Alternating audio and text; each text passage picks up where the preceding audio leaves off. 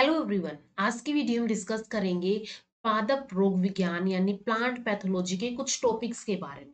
तो यहाँ पे हम डिस्कस करेंगे, सबसे फर्स्ट हम डिस्कस करेंगे क्या डेफिनेशन होती है प्लांट पैथोलॉजी की, क्या ऑब्जेक्टिव होते हैं, क्या इसके रिस्पॉन्सिबिलिटीज होती है एंड डिजीज कंसेप्ट या फिर रोग धारणा क्या होती है एंड डिफरेंट डिफरेंट टाइप की अलग अलग वैज्ञानिकों के अकॉर्डिंग क्या डिजीज की या फिर क्या रोग की डेफिनेशन हो सकती है।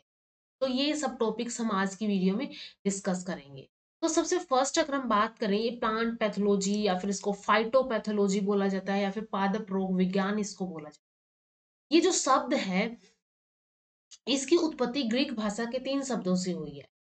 ठीक है, तो यहाँ पे जो वर्ड होता है फाइटो, फाइटो का मीनिंग पादप होता है, पैथोस का मीनिंग रोग होता है, लॉजी का मीनिंग स्टडी यानी ज्ञान से होती है।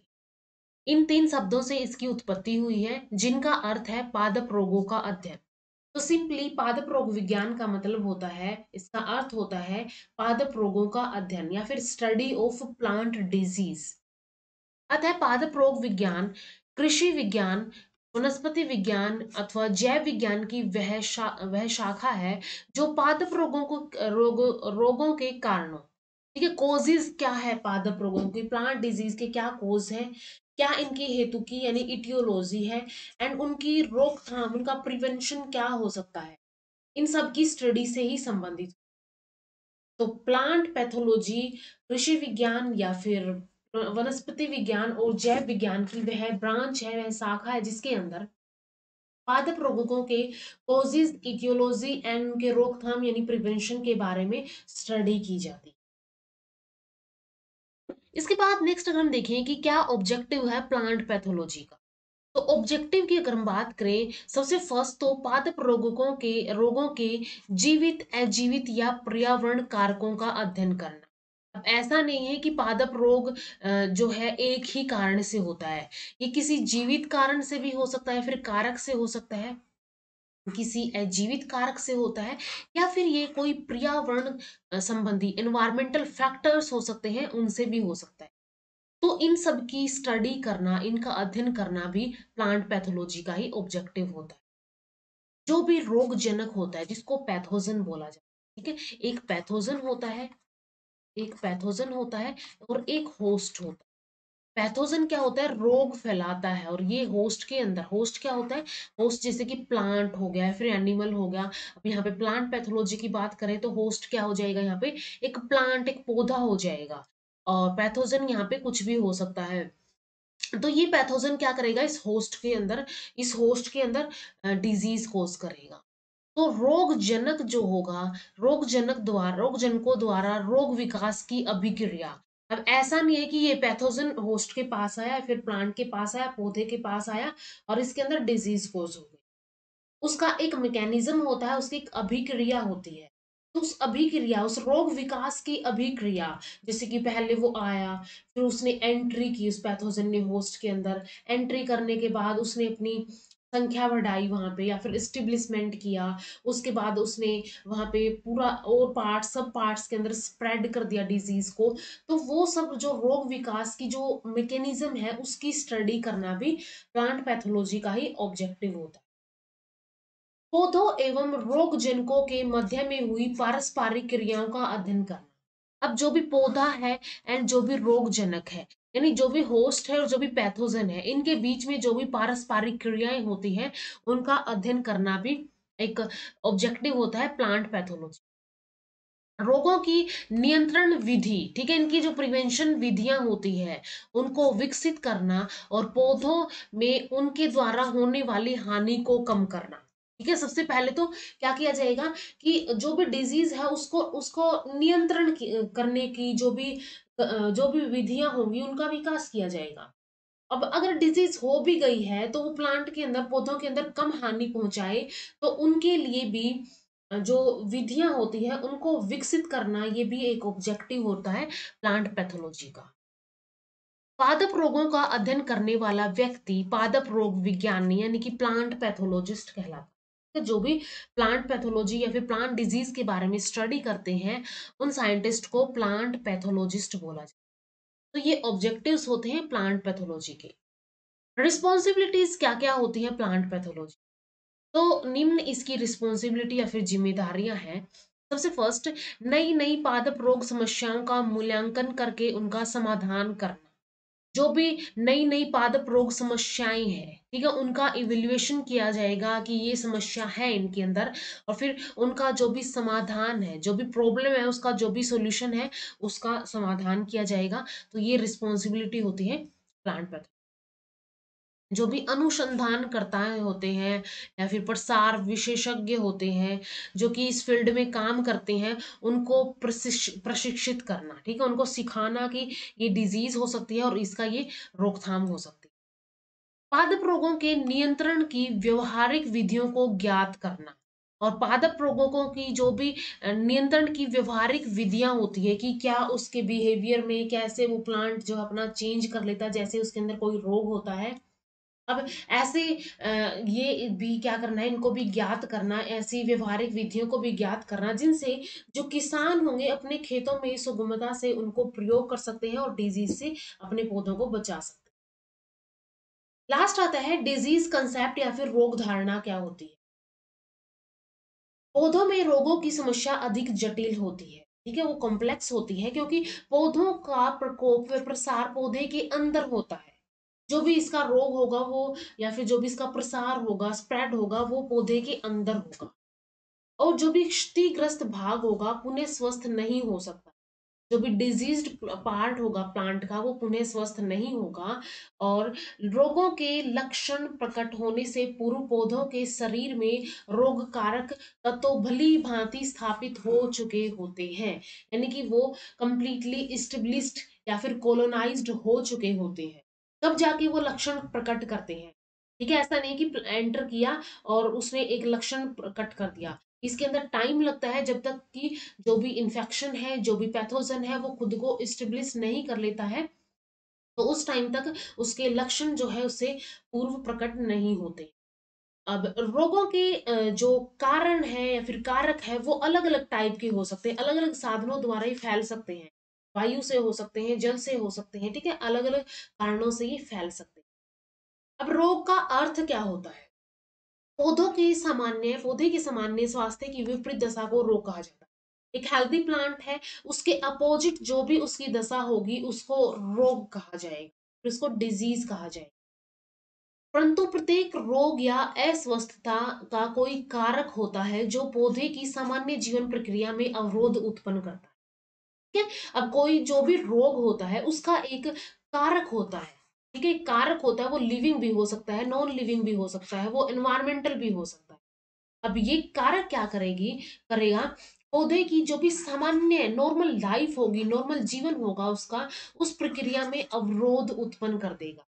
एंड अवरोध उत्पन्न करके ये उस पौधे के अंदर अस्थाई और स्थायी परिवर्तन कर देते हैं। जो भी रोग होगा, रोग किसी कारक से होता है। और अब यहाँ पे क्या होगा, रोग होने की वजह से जो भी कारक होंगे, वो कारक क्या करेंगे, पौधों के जो सामान्य जीवन की प्रक्रिया है उसके अंदर अवरोध उत्पन्न कर देंगे, जिसके कारण पौधे के अंदर अस्थायी और स्थायी परिवर्तन हो जाते हैं। अथवा पौधा या उसका कोई भी अंग सूख जाता है तो पूरा पौधा सूख जाएगा, या फिर उसका कोई भी अंग सूख जाएगा, या उनमें अवांछित वृद्धि या फिर न्यूनता पाई उत्पन्न हो जाती है। ठीक है, या तो उनके अंदर बहुत ज्यादा ग्रोथ हो जाएगी या फिर बिल्कुल कम हो जाएगी। तो ये रोग का अर्थ होता है। ठीक है, रोग यानी सामान्य स्वास्थ्य की जो भी दशा होगी उसकी विपरीत दशा को रोग कहते हैं। और रोग का एक कारक होता है जो कि पौधे की सामान्य जीवन प्रक्रिया में अवरोध उत्पन्न करता है, जिसके कारण पौधे में अस्थायी या स्थायी परिवर्तन आते हैं, और जिसके कारण पौधा या फिर पौधे के अंग सूख जाते हैं, या फिर या तो उसके अंदर बहुत ज्यादा वृद्धि हो जाती है या फिर बिल्कुल कम हो जाती है। संक्षेप में, जैविक या वातावरण संबंधी कारकों द्वारा पौधे की सामान्य जीवन प्रक्रिया में अस्थायी अस्थायी अवरोध की दशा को रोग कहते हैं। ये भी एक अर्थ हो गया इसका कि कोई भी जैविक हो सकता है, फिर वातावरण संबंधी कारक हो सकता है जो कि पौधों की सामान्य जीवन प्रक्रिया में अस्थायी और स्थायी अवरोध की दशा जो भी उत्पन्न होगी उसको ही रोग कहते हैं। अब कुछ साइंटिस्ट, कुछ प्लांट पैथोलॉजिस्ट द्वारा अलग अलग रोग की परिभाषाएं दी गई है, जिसमें सबसे फर्स्ट है फ्रीमैन के अकॉर्डिंग। फ्रीमैन ने बोला कि जब जीवन की अनुकूल परिस्थितियों में किसी भी एजेंसी द्वारा इनकी इतनी गंभीरता से हस्तक्षेप किया जाता है कि पौधे के एक हिस्से या फिर पूरे पौधे का जीवन खतरे में पड़ जाता है, एंड उस टाइम पे हम बोल सकते हैं कि इस पौधे के अंदर कोई ना कोई बीमारी हुई है, कोई ना कोई यहाँ पे डिजीज हुई है। तो इसके अंदर क्या होगा, अगर इसके पौधे के कोई भी अनुकूल परिस्थितियों के अंदर किसी भी एजेंसी के द्वारा, हवा हो सकती है, वायु हो सकती है, जल हो सकती है, या फिर कोई एनिमल्स हो सकते हैं, किसी भी एजेंसी के द्वारा अगर उस पौधे के अंदर हस्तक्षेप किया जाता है, जिसके कारण पौधे का हिस्सा या फिर उसका जीवन खतरे में पड़ जाता है, तो उस पौधे को बोला जाएगा कि एक डिजीज प्लांट। वार्ड के अकॉर्डिंग रोग एक ऐसी स्थिति है जिसमें जीवों के कार्यों का ठीक से निर्वहन नहीं होता है। जो भी नॉर्मल कंडीशन में पौधा कार्य कर रहा था, जो भी फंक्शन परफॉर्म कर रहा था, वो क्या होते हैं, वो यहाँ पे ठीक से नहीं होते हैं, और इसलिए पौधे की संरचना एवं कार्य में उन गड़बड़ी से रोगग्रस्त मानेंगे, जो वास्तव में पौधे के जीवन को खतरे में डालते हैं। अब उस वजह से जब जिस कार्य ये कार्यों का निर्वहन नहीं करेगा, तो उस वजह से इसकी संरचना और उसके कार्य में, ठीक है, इसके स्ट्रक्चर में, इसके फंक्शन में गड़बड़ी हो जाएगी, जिसके कारण उसको रोगग्रस्त माना जाएगा और पूरे पौधे का जीवन खतरे में पड़ जाएगा, या कम से कम इसके अस्तित्व की संस्कृति की उपयोगी वस्तु के रूप में मानते हैं, जैसा कि किसान द्वारा न्याय किया जाता है। तो इसके अंदर मेनली क्या होगा कि पौधा ठीक से अपने कार्यों का निर्वहन नहीं करेगा, जिसके कारण उसकी संरचना और कार्य में गड़बड़ी आ जाएगी, और उसको हम बोलेंगे कि वो रोगग्रस्त हो। नेक्स्ट डेफिनेशन है कुक के अकॉर्डिंग। जब पौधे का कोई अंग या भाग अपना उचित कार्य नहीं कर रहा होता है, तब जब या तो वृद्धि या प्रजनन प्राकृतिक या नियमित तरीके से आगे नहीं बढ़ रहा हो, तो पौधा क्या हो जाता है, रोगग्रस्त हो जाता है, चाहे उसकी असामान्य स्थिति के कारण या फिर कारक कुछ भी हो, ठीक है, कुछ भी फैक्टर हो सकते हैं, कुछ भी कारक हो सकते हैं उसकी असामान्य स्थिति, लेकिन वो असामान्य है तो वो क्या है, रोगग्रस्त है। नेक्स्ट डेफिनेशन है यहाँ पे वेट जेल ने दी। नेक्स्ट वेट जेल ने क्या बोला, पौधे के रोग हानिकारक शारीरिक क्रिया है, ठीक है, पौधे में रोग क्या है, एक हानिकारक शारीरिक क्रिया है, जिसके जो किसी के कारण होता है, ठीक है, कोई भी कारण हो सकता है। एक प्राथमिक कारण कारक की निरंतर जलन, ठीक है, निरंतर कंटिन्यूस इरिटेशन हो, असामान्य सेलुलर के माध्यम से प्रदर्शित गतिविधि हो, या फिर विशेषता रोग स्थितियों में व्यक्त की जाती है और उन्हें लक्षण कहा जाता है। निरंतर उसके अंदर इरिटेशन या फिर जलन हो रही है, या फिर कुछ उसकी सेलुलर जो उसकी कंडीशन है वो एबनॉर्मल या फिर असामान्य हो गई है, तो ऐसे टाइप में वो कुछ गतिविधियां प्रदर्शित करेगा, असामान्य सेलुलर के माध्यम से वो कुछ गतिविधियां प्रदर्शित करेगा, एंड उनको लक्षण कहा जाए। इसके बाद नेक्स्ट है यहाँ पे हॉर्सफॉल एंड डायमंड के अकॉर्डिंग। रोग कोई कंडीशन नहीं है, कोई शर्त नहीं है, रोग रोगजनक नहीं है, रोग चोट के समान नहीं है, रोग निरंतर जलन से उत्पन्न होता है, रोग एक दोषपूर्ण प्रक्रिया, ठीक है, रोग क्या है, एक दोषपूर्ण प्रक्रिया। एंड कैंट के अकॉर्डिंग रोग एक रोगजनक की निरंतर जलन के परिणाम स्वरूप किसी पौधे के भीतर ऊर्जा के उपयोग को सह संबंधित करने की क्षमता में कमी या हानि होती है। ये कैंट ने क्या बोला कि निरंतर अगर उसके अंदर जलन है, इरिटेशन है उस पौधे के अंदर, तो उसके कारण जो भी पौधा है उसके भीतर की जो सह संबंधित इसके जो कार्य फंक्शंस चलते हैं, उनकी क्षमता है उसमें कमी आ जाएगी या फिर ये हानि हो जाएगी, तो नॉर्मल से फंक्शन नहीं करेगा, तो इसको भी क्या बोला जाता है, इसको भी एक डिजीज या फिर एक रोग बोला जाता है। तो ये अलग अलग टाइप की डेफिनेशन है, परिभाषाएं हैं रोग की, ठीक है। जो भी नॉर्मल कंडीशन होगी, नॉर्मल कंडीशन से यहाँ पे कोई भी कंडीशन ज्यादा हो सकती है या तो कंडीशन कम हो सकती है, एंड दोनों ही कंडीशन के अंदर क्या होगा, दोनों ही कंडीशन के अंदर डिजीज उत्पन्न होगी, डिजीज होगी। और इन डिजीज के लिए कोई भी यहाँ पे फैक्टर हो सकते हैं या फिर कारक हो सकते हैं।